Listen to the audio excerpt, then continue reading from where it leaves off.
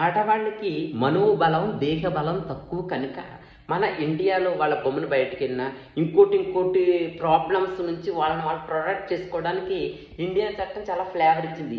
ఆ విషయంలో చాలామంది భయపడి అమ్మో మనం ఆడవాళ్ళ దగ్గర జాగ్రత్తగా ఉండాలి. మన దేశంలో అది మంచి పొజిషనే. బట్ ఆఫ్టర్ ఇంకోటేంటంటే రాజకీయంలో పాలించే వాళ్ళు పాలనలో ఉన్నన్నాళ్ళైనా ఎవరైనా ఒక వ్యక్తి అంటే మనకు ఓటేసి గెలిపించారు కనుక ఆ వ్యక్తి వచ్చిందంటే ఆ వ్యక్తికి ప్రాబ్లం వరకే మనం ఆలోచించాలి.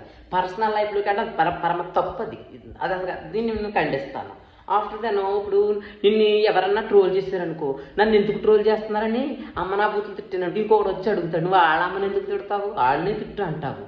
అలాగే ప్రజాపాలన అనేది ఆర్థిక వ్యవస్థలో, చుట్టుపక్కల జనాల వ్యవస్థలో, లేకపోతే ఆ రాష్ట్రం భవిష్యత్తు పెరుగుదల ఈ వాటికు ఆలోచించుకుంటారు. ఇన్కేస్ ఆ వ్యక్తికి పర్సనల్ వస్తే ఫస్ట్ ఆఫ్ ఆల్ పోలీసుని సంప్రదించాలి, ఆఫ్టర్ దాన్ని కోర్టును సంప్రదించాలి. సో సరే వాళ్ళతో పడతారు.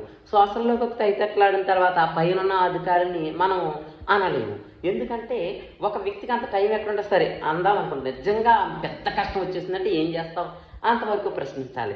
నిజంగా కొంతమంది ఆడవాళ్ళు ఎట్లుంటారంటే ఒక జాతరలోను ఇంకోట్లోను ఫస్ట్ నవ్వుతారు, రెచ్చగొడతారు, తర్వాత నలుగురు వెనకాల ఎడతారు. వెళ్ళిన తర్వాత శివరాకర్ వచ్చేసరికి ప్లేట్ పెడాయించేస్తారు. ఎందుకంటే కొంతమంది ఆడవాళ్ళ ఆలోచనలు ఎట్లా ఉంటాయని నేను చెబుతున్నాను.